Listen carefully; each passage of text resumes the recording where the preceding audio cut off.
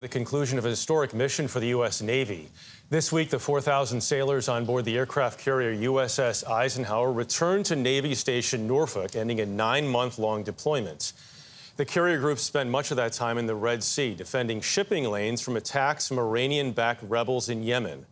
Charlie D'Agata caught up with some of the Navy pilots who took part in some of the most intense air combat since World War II. Back from sea and back from hard-fought battle, the USS Dwight D. Eisenhower returned home at Naval Station Norfolk after what had become an unexpectedly historic deployment, to the delight and relief of worried families after multiple extensions of their mission. And earlier, the F-18 fighter pilots who spearheaded the fight for almost 9 months.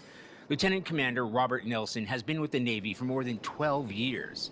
Nothing compares to this. In terms of the tempo. The tempo and the combat operations that were occurring during this deployment. After preparing for routine deployment in the Mediterranean last October, the Eisenhower and its 5 squadrons of F-18s were redirected to the Red Sea.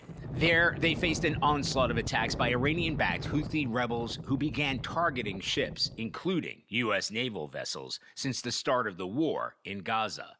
We had never seen anything like this before. This is the first time we'd see something on this scale, both air-to-surface, air-to-air.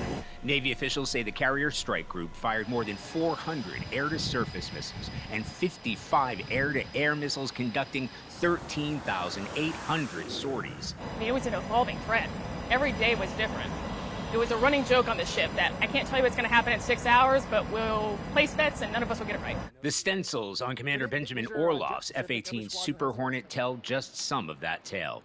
We put a bomb down for every air-to-surface engagement and then a silhouette of an airborne target for every air-to-air engagement that we had. And yet, those engagements remain an ongoing battle. And the intensity of the close combat fighting and repeated targeting of the carrier itself has taken its toll on returning service members. Today is a very big day for everybody as we actually get to see our families again. But for us, reintegration is going to take a lot of time as we square with everything that we've been through.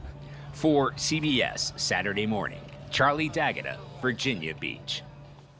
You know, I've been there when they've had that, when an aircraft carrier has come in, but certainly not after seeing the amount of action that they saw out there. So I'm sure emotions normally on height. Really nice to have them back home, but the threat is not over.